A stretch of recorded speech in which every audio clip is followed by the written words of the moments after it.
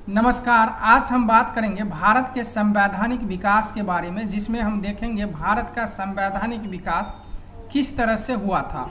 इसमें हम आज डिस्कस करेंगे रेगुलेटिंग एक्ट 1773 और पिट्स इंडिया एक्ट 1784 के बारे में।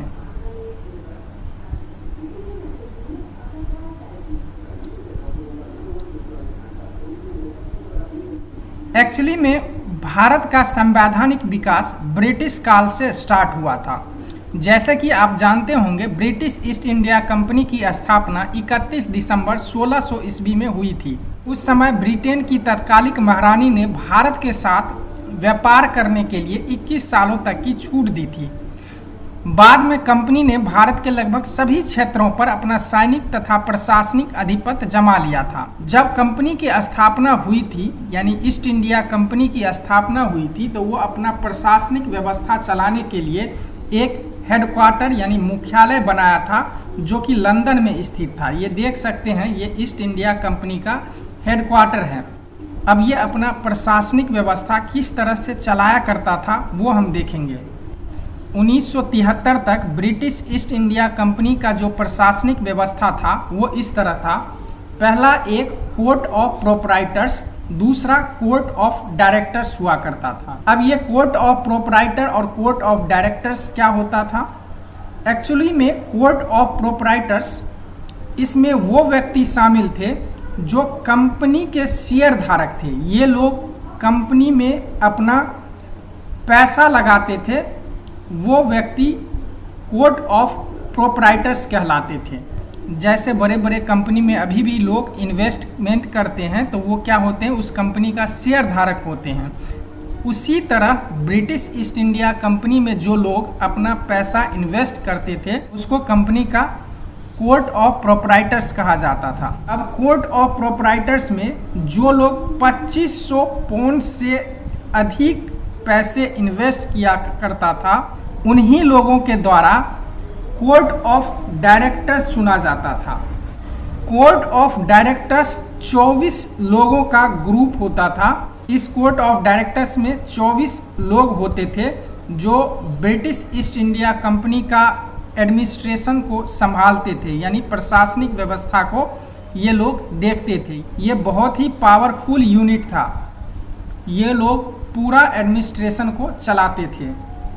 यानी ईस्ट इंडिया कंपनी का प्रशासन एक कोर्ट ऑफ डायरेक्टर्स के द्वारा किया गया, जिसके 24 निर्देशकों की नियुक्ति की गई थी। यह कोर्ट ऑफ डायरेक्टर्स कंपनी के शेयर धारक द्वारा वार्षिक रूप से चुनकर आते थे। इन शेयर धारकों के समूह को कोर्ट ऑफ प्रोपराइटर्स कहा जाता था। यानी इसमें जो मेंबर्स होते थे 24, इसका हर साल चुनाव होता था, यानी हर साल बदल दिया जाता था। किसके द्वारा? कोर्ट ऑफ प्रोपराइटर्स के द्वारा, जो इस कंपनी के शेयर धारक होते थे। अब एक्चुअली में जब British east India company Bharat में काफ़ी डेवलप हो चुका था, तो पूरे भारत पे अपना प्रशासनिक और सैनिक अधिपत्य जमा लिया था। उन्होंने भारत के सभी क्षेत्र पे अपना कब्जा कर लिया था और इसको 3 प्रेसिडेंसी जोन में डिवाइड कर दिया था। पूरे भारत को 3 प्रेसिडेंसी जोन में डिवाइड किया था। बम्बई प्रेसिडेंसी, मद्रास प्रेसिडेंसी और बंगाल प्रेसिडेंसी। इसमें से बंगाल प्रेसिडेंसी सबसे पावरफुल था। ये आप देख सकते हैं, ये बंगाल वाला प्रेसिडेंसी है, ये बम्बई प्रेसिडेंसी और ये मद्रास प्रेसिडेंसी। इस तरह से पूरे भारत को प्रशासनिक और सैनिक अधिपत्य ईस्ट इंडिया कंपनी के द्वारा स्थापित कर लिया गया था। अब बात करेंगे रेगुलेटिंग एक्ट के बारे में। ये भारत के अंदर क्यों लागू किया गया था?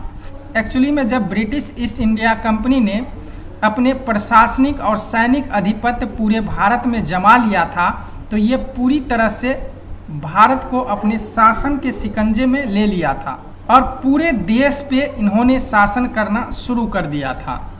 इससे क्या हुआ कि इसके अंदर काफ़ी भ्रष्टाचार बढ़ने लग गया। कंपनी के बढ़ते भ्रष्टाचार के कारण कंपनी घाटे में जा रही थी और कंपनी वित्तीय संकट से जूझने लग गया। इस कारण से उन्होंने ब्रिटिश सरकार से ऋण की मांग की। यानी कर्जा की मांग की, कुछ पैसे दिया जाए कि वो कंपनी घाटे में चल रही है। उस समय ब्रिटेन के जो प्रधानमंत्री थे वो फ्रेडरिक नॉर्थ यानी लॉर्ड नॉर्थ थे। वो 28 जनवरी 1770 को प्रधानमंत्री का पद संभाला था और 27 मार्च 1782 तक वो ब्रिटेन के प्रधानमंत्री रहे थे। उन्होंने ऑब्जर्व किया, यानी प्रधानमंत्री लॉर्ड नॉर्थ ने ऑब्जर्व किया कि भारत के अंदर ये ईस्ट इंडिया कंपनी काफ़ी भ्रष्टाचार फैला दिया है, इससे देश को बदनामी हो रही है, तो इसके लिए कुछ किया जाए। क्योंकि British east India company Britain की कंपनी थी और ब्रिटेन की छवि खराब हो रही थी, क्योंकि वहाँ पे भ्रष्टाचार फैल गया था। बहुत सारे जो ऑफिसर्स थे वो काफ़ी करप्ट हो चुके थे, क्योंकि उनके पास कई तरह के पावर था, वो कई तरह के रिश्वतखोरी में लिप्त हो गया था। तो ये चीज़ ब्रिटेन के प्रधानमंत्री को पता चला और उन्होंने ऑब्जर्व किया, इसको संज्ञान में लिया। उसके बाद ये कुछ एक्शन के मूड में आ गए।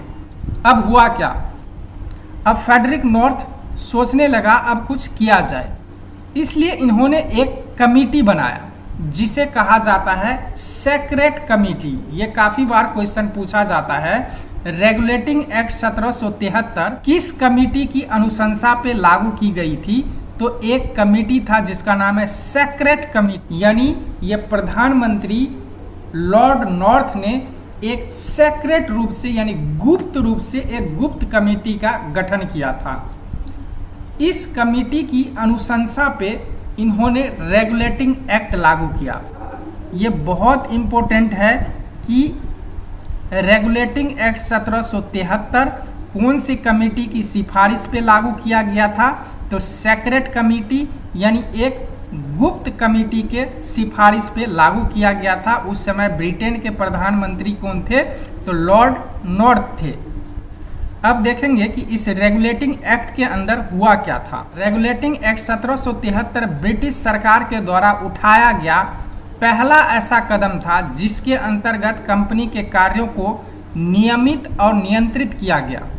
अब इससे पहले ब्रिटेन सरकार ब्रिटिश ईस्ट इंडिया कंपनी पे कोई नियंत्रण नहीं करता था, लेकिन 1773 में क्योंकि ब्रिटिश सरकार ने ऑब्जर्व किया कि ब्रिटिश ईस्ट इंडिया कंपनी काफ़ी करप्ट हो चुकी है और वहाँ पे जितने भी अधिकारी हैं काफ़ी अधिकारी रिश्वतखोरी में लिप्त हैं, इसलिए ब्रिटिश सरकार की छवि खराब हो रही थी। तो ब्रिटिश सरकार के द्वारा ये पहला ऐसा कदम था जिसके अंतर्गत कंपनी के कार्यों को नियमित और नियंत्रित किया गया। इस एक्ट के द्वारा पहली बार कंपनी के प्रशासनिक और राजनीतिक कार्यों की मान्यता मिली। इसके द्वारा भारत के केंद्रीय प्रशासन की नींव रखी गई। इससे पहले ब्रिटिश सरकार ने 1767 में केवल कंपनी के कार्यों में हस्तक्षेप करते हुए 40 लाख की वार्षिक आय में 10% अपना हिस्सा तय किया था। यानी जो वार्षिक आय अगर 40 लाख तक होगा तो उसका 10% हिस्सा ब्रिटिश सरकार कंपनी से लेगी। अब रेगुलेटिंग एक्ट के द्वारा बंगाल के गवर्नर को बंगाल का गवर्नर जनरल कहा जाने लगा। अब देख सकते हैं ये बहुत इंपॉर्टेंट है कि रेगुलेटिंग एक्ट के द्वारा जो बंगाल, क्योंकि जितने भी प्रेसिडेंसी थे देख सकते हैं, बम्बई प्रेसिडेंसी, मद्रास प्रेसिडेंसी और बंगाल प्रेसिडेंसी, तो इन तीनों में एक जो इसका प्रशासनिक हेड होता था जिसे गवर्नर कहा जाता था। ये तीनों प्रेसिडेंसी का अलग अलग गवर्नर होता था और ये तीनों इंडिपेंडेंट होते थे, यानी ये इसके कार्यों में दखल नहीं देगा, ये इसके कार्यों में दखल नहीं देगा। ये अपने आप यहाँ का जो बांटा गया था जो प्रेसिडेंसी का क्षेत्र, इसके गवर्नर अपने आप निर्णय ले सकता, उसके पास पूरा पावर था। लेकिन क्या हुआ, रेगुलेटिंग एक्ट के लागू होने के बाद बंगाल का जो गवर्नर था उसको गवर्नर जनरल कहा जाने लगा।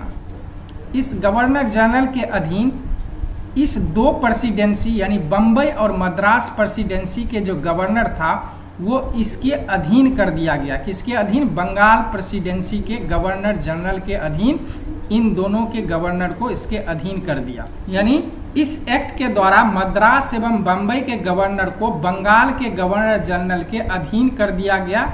इससे पहले बंगाल, मद्रास और बम्बई के गवर्नर एक दूसरे के प्रति उत्तरदायित्व नहीं थे, यानी वो इंडिपेंडेंट थे, अपने आप वो काम कर सकते थे, कोई उसको दखल नहीं दे सकता था तथा वो सीधे अपने निर्णय लेने के लिए स्वतंत्र थे।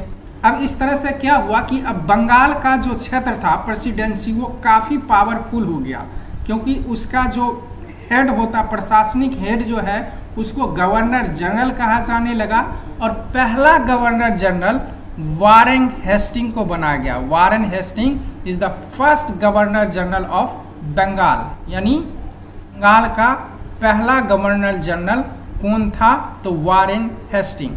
अब जैसे कि पूरे के पूरे पावर बंगाल के गवर्नर जनरल को दे दिया गया और पहला गवर्नर जनरल वारेन हेस्टिंग को बनाया गया, अब बंगाल में एक प्रशासक मंडल गठित किया गया जिसमें गवर्नर जनरल तथा 4 पार्षद यानी काउंसलर को नियुक्त किया गया।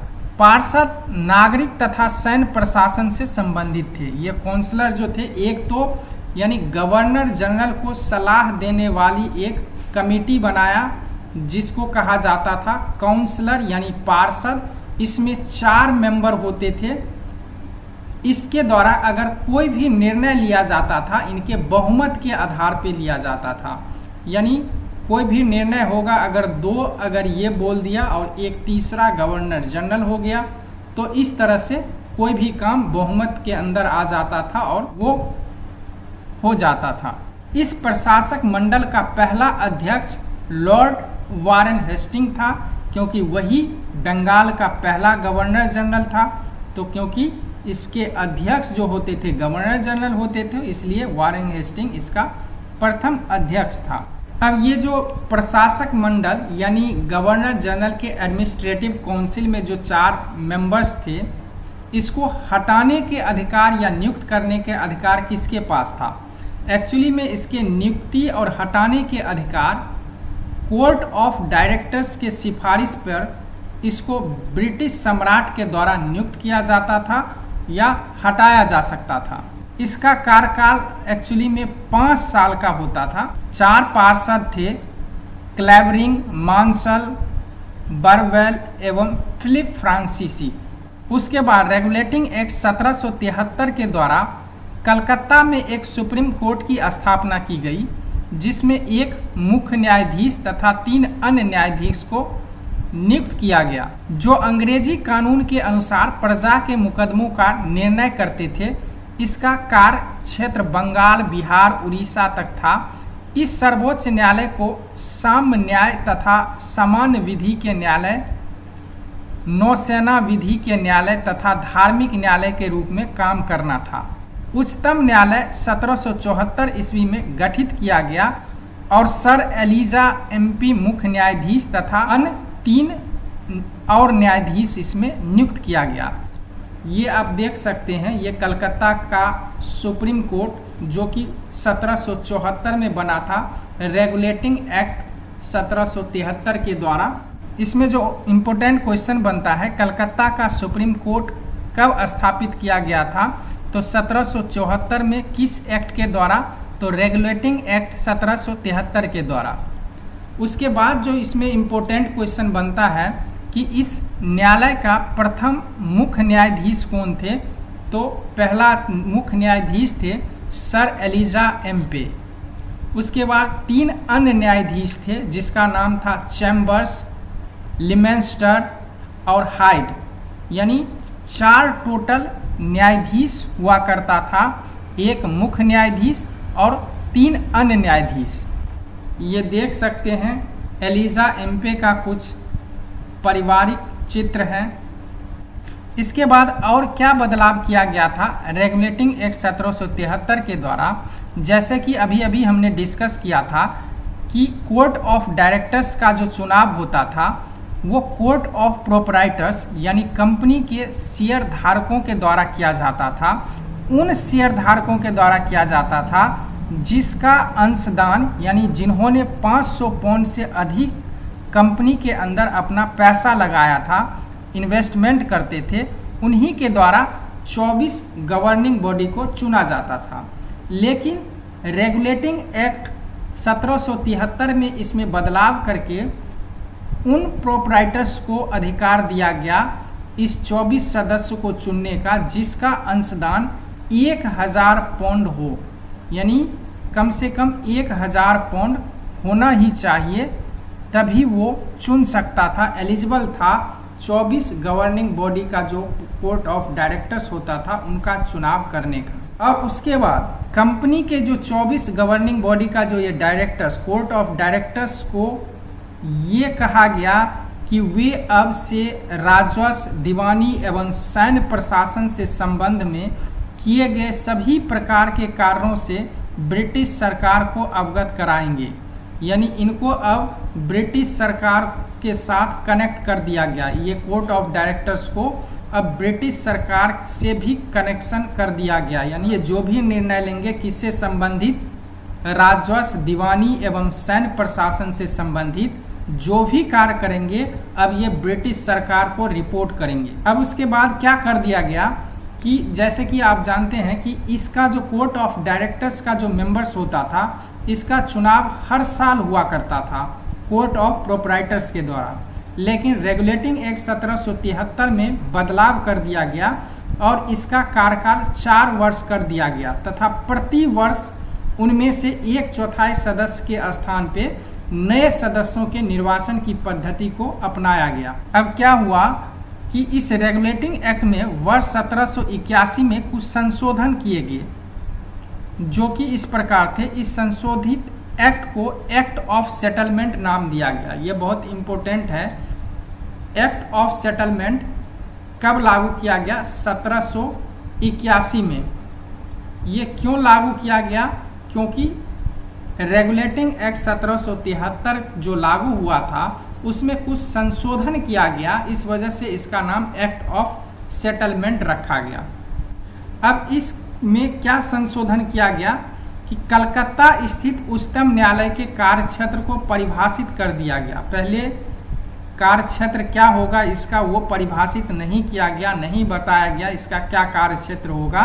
लेकिन 1781 के सेटलमेंट एक्ट के अंतर्गत इसको परिभाषित कर दिया गया। किसी भी स्थिति में राजस्व एकत्रित करने की व्यवस्था में कोई रुकावट नहीं डाली जाए। उसके बाद नए कानून को बनाते व लागू करते समय भारतीय समाज व धार्मिक रीति रिवाजों को सम्मान किया जाए।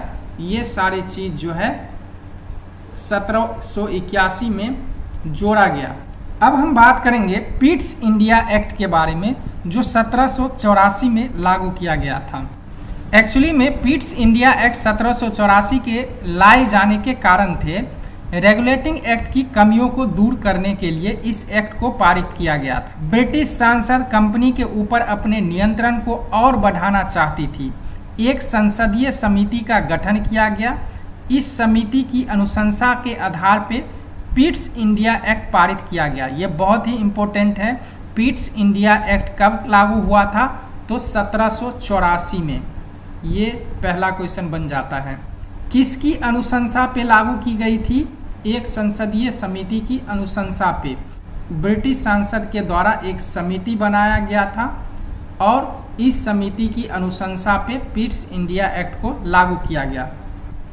एक्चुअली में उस समय ब्रिटेन के प्रधानमंत्री विलियम पिट्स थे, उसी के नाम पे पिट्स इंडिया एक्ट नाम रखा गया। एक्चुअली में 19 दिसंबर 1783 को ये ब्रिटेन के प्रधानमंत्री बने थे और ये सबसे यंग प्राइम मिनिस्टर थे। यानी इसका जो एज था उस समय 24 साल का था। जब ये प्रधानमंत्री बना था तो उस समय इसका एज 24 साल का था विलियम पिट का। इन्होंने ब्रिटिश ईस्ट इंडिया कंपनी को और कंट्रोल करना चाहा, अपने ब्रिटिश सरकार के अंदर इसको नियंत्रित करना चाहा। इसीलिए इन्होंने एक संसदीय कमेटी का गठन किया और उसी के अनुशंसा पे ये एक्ट लागू किया था।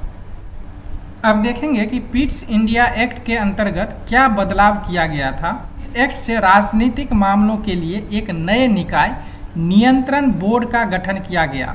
बहुत इंपॉर्टेंट है कि नियंत्रण बोर्ड का गठन किस एक्ट के द्वारा किया गया? तो पिट्स इंडिया एक्ट 1784 के द्वारा किया गया। 6 कमिश्नरों के नियंत्रण बोर्ड की स्थापना की गई, जिसे भारत में अंग्रेजी अधिकृत क्षेत्र पर पूरा अधिकार दिया गया। इसे बोर्ड ऑफ कंट्रोल कहा जाता था। इसके सदस्यों की नियुक्ति ब्रिटेन के सम्राट के द्वारा की गई। इस एक्ट से राजनीतिक मामलों के लिए एक अलग निकाय नियंत्रण बोर्ड का गठन किया गया। एक्चुअली में क्या था पहले कि एक कोर्ट ऑफ डायरेक्टर्स होता था, यानी पिट्स इंडिया एक्ट से पहले बोर्ड ऑफ डायरेक्टर्स होता था। इसी के पास सारा पावर होता था, कंट्रोलिंग पावर इसी के अंतर्गत होता था। लेकिन पिट्स इंडिया एक्ट में क्या कर दिया कि अब जो पॉलिटिकल मैटर होता था, यानी राजनीतिक मामलों के लिए एक अलग बोर्ड बना दिया गया, जिसको कहा जाता है बोर्ड ऑफ कंट्रोल। इसमें 6 मेंबर्स होते थे, यानी 6 कमिश्नरों के लिए नियंत्रण बोर्ड की स्थापना की गई, जिसे भारत में अंग्रेजी अधिकृत क्षेत्र पर पूरा अधिकार दिया गया, यानी इसे बोर्ड ऑफ कंट्रोल कहा जाता था। इसके सदस्यों की नियुक्ति ब्रिटेन के सम्राट द्वारा की गई। इसके 6 सदस्यों में एक ब्रिटेन के अर्थ मंत्री तथा दूसरा विदेश सचिव तथा अन्य सम्राट द्वारा अपने प्रिवी काउंसिल के सदस्यों में से एक चुने जाते थे। कुल मिलाकर ये हुआ कि पिट्स इंडिया एक्ट के अंतर्गत एक राजनीतिक मामलों के लिए एक बोर्ड ऑफ कंट्रोल का गठन हुआ, जिसमें 6 कमिश्नर होते थे और इस 6 कमिश्नरों की नियुक्ति किसके द्वारा होता था, तो ब्रिटेन के जो सम्राट होते थे उसके द्वारा होता था। इस 6 सदस्यों में एक ब्रिटेन के अर्थ मंत्री और दूसरा विदेश सचिव तथा अन्य सम्राट द्वारा अपनी प्रिवी काउंसिल के सदस्यों में से एक चुने जाते थे। उसके बाद दूसरा बदलाव क्या किया गया कि कंपनी के डायरेक्टरों की एक गुप्त सभा बनाई गई, जो संचालक मंडल यानी बोर्ड ऑफ डायरेक्टर के सभी आदेशों को भारत भेजती थी। बोर्ड ऑफ डायरेक्टर्स द्वारा तैयार किए जाने वाले पत्र या आज्ञाएं नियंत्रण बोर्ड के सम्मुख रखे जाते थे। भारत से प्राप्त होने वाले पत्रों को भी नियंत्रण बोर्ड के सम्मुख रखना आवश्यक था। यानी अब बोर्ड ऑफ डायरेक्टर्स अब किसके अंतर्गत चला गया, बोर्ड ऑफ कंट्रोल के अंतर्गत। यानी अब जो ये हरकत करेगा इसको पहले बताएगा, यानी बोर्ड ऑफ कंट्रोल को बोर्ड ऑफ डायरेक्टर्स सारा कुछ बताएगा। और ये बोर्ड ऑफ कंट्रोल किसके अधीन है, ये ब्रिटिश सांसद के अधीन है। नियंत्रण बोर्ड बोर्ड ऑफ डायरेक्टर्स द्वारा दिए गए आदेशों या पत्रों में बदलाव कर सकता था। यानी अब बोर्ड ऑफ डायरेक्टर्स अगर जो भी ऑर्डर निकालता है कंपनी के लिए, उसमें ये कुछ चेंजिंग बदलाव कर सकता था। यानी अब सारा पावर बोर्ड ऑफ कंट्रोल के अंदर चला गया। यानी इनडायरेक्टली हम ये कह सकते हैं कि पावर अब ब्रिटिश सांसद के अंदर चला गया। काफ़ी कुछ कंट्रोल जो रेगुलेटिंग एक्ट्स के अंदर इतना कंट्रोल नहीं हुआ था ब्रिटिश सांसद को, लेकिन इंडिया एक्ट के अंतर्गत अब ये ब्रिटिश ईस्ट इंडिया कंपनी को काफ़ी अपने अधीन कर लिया ब्रिटिश सांसद ने। यानी कुल मिलाकर ये हुआ कि एक द्वैध शासन प्रणाली की व्यवस्था कर दिया गया इस पिट्स इंडिया एक्ट के अंतर्गत। यानी बहुत इम्पोर्टेंट है, द्वैध शासन व्यवस्था कौन से एक्ट के द्वारा किया गया, तो पिट्स इंडिया एक्ट के द्वारा जो 1784 में लागू किया गया था। अब इस बोर्ड ऑफ कंट्रोल के एक चेयरमैन होता था। बोर्ड ऑफ कंट्रोल के एक चेयरमैन होता था। वो कौन होते थे, वे स्वयं राजमंत्री होता था। ब्रिटेन के जो राजमंत्री होते थे वो इसके चेयरमैन होते थे। बोर्ड ऑफ डायरेक्टर्स को यह अधिकार मिल गया कि वह सम्राट की स्वीकृति से गवर्नर जनरल तथा उसकी परिषद की नियुक्ति कर सके। बम्बई तथा मद्रास के गवर्नर पूर्ण रूप से गवर्नर जनरल के अधीन कर दिए गए। मद्रास तथा बम्बई के गवर्नर की सहायता हेतु भी 3 सदस्यीय परिषद का गठन कर दिया गया। जैसे कि आप पहले से जानते हैं कि रेगुलेटिंग एक्ट के द्वारा जो बंगाल का गवर्नर होता था उसको गवर्नर जनरल कहा जाने लगा, और उस बंगाल का जो प्रेसिडेंसी था उसके जो गवर्नर जनरल होते थे, जो बाकी दो बम्बई और मद्रास के गवर्नर होते थे उसको, और बंगाल के गवर्नर जनरल के लिए एक प्रशासक मंडल का गठन हुआ था, यानी एडमिनिस्ट्रेटिव काउंसिल का गठन हुआ था जिसमें 4 सदस्य होते थे। लेकिन इस एक्ट के अंतर्गत क्या कर दिया गया कि मद्रास और बम्बई के गवर्नर को भी सहायता के लिए 3 सदस्यीय एक परिषद यानी काउंसिल का गठन किया गया, यानी 3 सदस्य होते थे, उसको सहायता करते थे। काम कोई भी निर्णय होता था तो इस परिषद के सलाह से लेते थे। बोर्ड ऑफ कंट्रोल यानी नियंत्रण बोर्ड पर व्यय की जाने वाली धनराशि भारतीय आय से ली जाती थी, परंतु 16,000 पाउंड वार्षिक से अधिक व्यय होने पर यह नियम लागू नहीं होता था। यानी मैक्सिमम 16,000 पाउंड इस पे जो खर्चा होगा वो भारत कर सकता था, बाकी इस पे लागू नहीं होगा। और जो एक मेजर चेंजिंग किया गया पिट्स इंडिया एक्ट 1784 में, कि जैसे कि आप जानते हैं कि रेगुलेटिंग एक्ट 1773 में गवर्नर जनरल के परिषद में 4 सदस्य होते थे, उसको घटाकर अब 3 सदस्य कर दिया गया। 3 में से एक सदस्य मुख्य सेनापति होता था। इससे अब गवर्नर जनरल का महत्व बढ़ गया। अब वो किसी भी एक सदस्य को अपनी तरफ कर सारे निर्णय लेने में समर्थ था। यानी पहले 4 सदस्य होते थे, लेकिन अब एक सदस्य को पिट्स इंडिया एक्ट के अंतर्गत हटा दिया गया। अब 3 सदस्य बच गया। अब एक सदस्य और एक गवर्नर जनरल खुद हो जाता था तो मेजॉरिटी हो सकता है। यानी इस एक्ट के अंतर्गत गवर्नर जनरल का महत्व बढ़ गया। यानी अब वो कोई भी निर्णय आसानी से ले सकता था। इस एक्ट के अनुसार गवर्नर जनरल किसी भी संधि को करने से पहले कंपनी के डायरेक्टरों से स्वीकृति लेगा। इस एक्ट में यह साफ कर दिया गया कि भारतीय राज्यों को जीतना वो उनके लिए साम्राज्यवादी नीतियां बनाना ब्रिटिश सरकार के लिए अशोभनीय है, अतः राज्य क्षेत्र को बढ़ाने वाली नीति अपनाई ना जाए। यानी ये उसको हड़पने वाली जो नीति है, राज्यों को जीतना, ये सारी नीति जो है इससे ब्रिटिश सरकार की छवि खराब होती है, ये नीति अपनाई ना जाए, ये साफ कर दिया गया। अब पिट्स इंडिया एक्ट अधिनियम के अनुसार भारत का governor general court of directors की अनुमति के बिना युद्ध अथवा शांति की घोषणा नहीं कर सकता।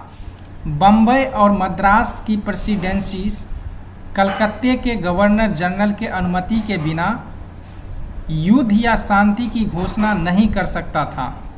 एक्चुअली में इसमें हुआ क्या कि बोर्ड ऑफ डायरेक्टर्स जो प्रशासनिक मामले का जो हेड होता है वो बोर्ड ऑफ डायरेक्टर्स को बनाया गया।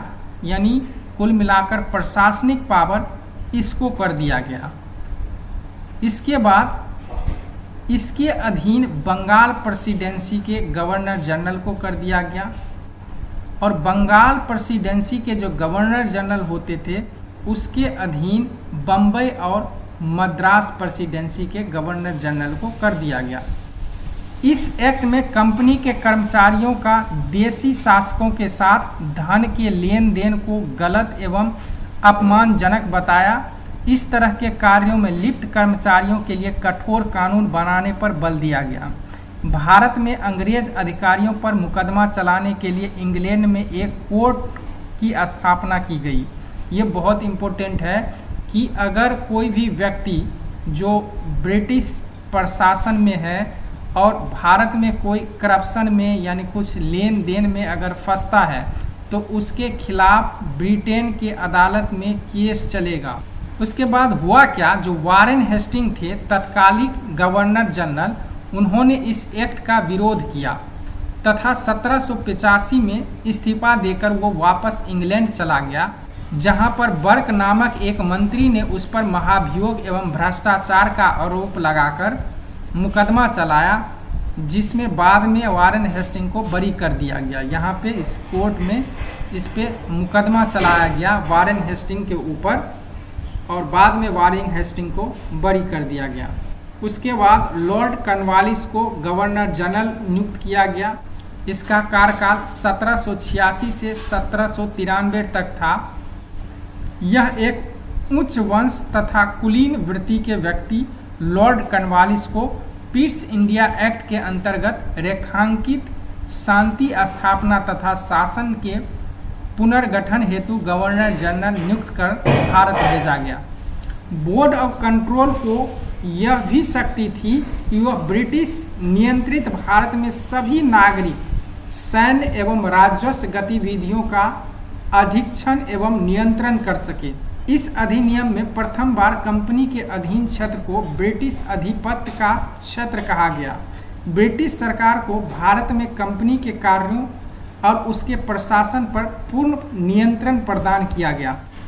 1786 में इस एक्ट में कुछ संशोधन किए गए। गवर्नर जनरल को मुख्य सेनापति की शक्तियां दे दी गई। विशेष परिस्थितियों में गवर्नर जनरल अपने सहायक मंडल के निर्देशों को रद्द कर सकता है। बाद में 1786 में इस एक्ट में कुछ संशोधन किया गया और गवर्नर जनरल को कुछ पावर दिया गया। तो आज के लिए बस इतना ही। Thank you.